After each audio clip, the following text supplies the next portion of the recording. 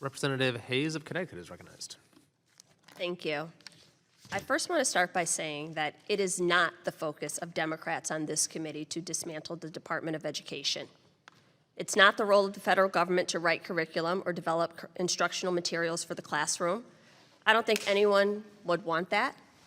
Our role is to support state and local efforts in adopting policies and laws that promote effective literacy practices. Ultimately, states and local school districts are the ones that determine how literacy programs are created and implemented. Not Congress, not this committee. Yet we are here.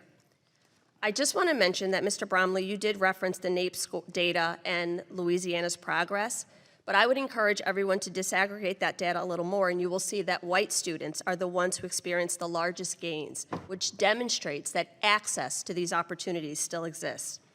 The Elementary and Secondary Education Act requires that states that receive Title I-A funds to teach and assess reading skills, language arts, mathematics, and sciences for specific grade levels. There are also other programs such as Title II Teacher Preparation that provide funding to help improve student academic achievements in reading and writing. This testimony from the witnesses is probably the best case for funding Title I and II programs at the Department of Education.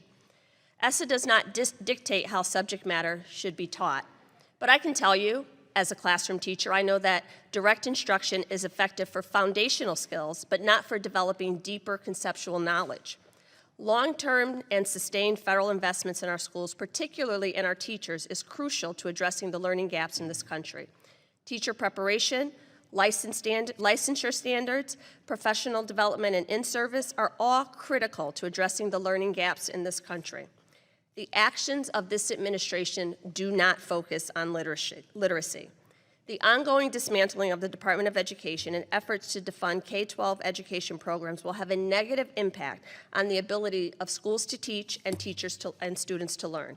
For example, the cancellation of $900 million in contracts at the Institution of Education Sciences, including research on literacy and the elimination of ESSA Title II funding for teacher preparation will actively harm the development and implementation of literacy programs.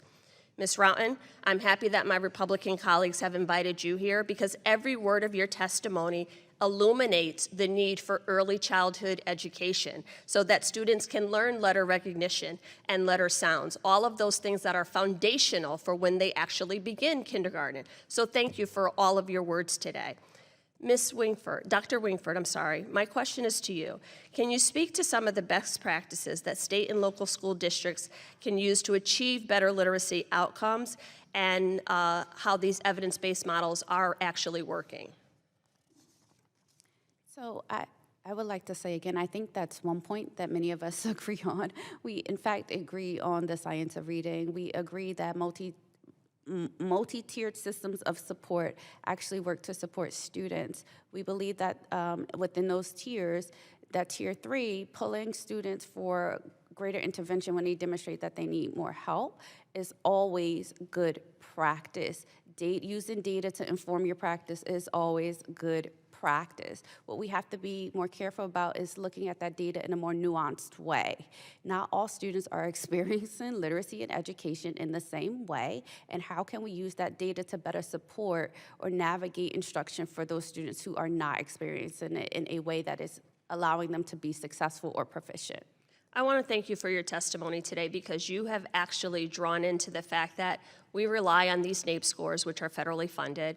We can disaggregate these scores to give us the information that we need to pinpoint where the issues are and actually address them for students. So this is not a one-size-fits-all approach. We agree with that, and local districts should be able to make those informed decisions and precisely hone in on the students who need it most. But that does not happen by defunding the federal agency that actually is there to support districts.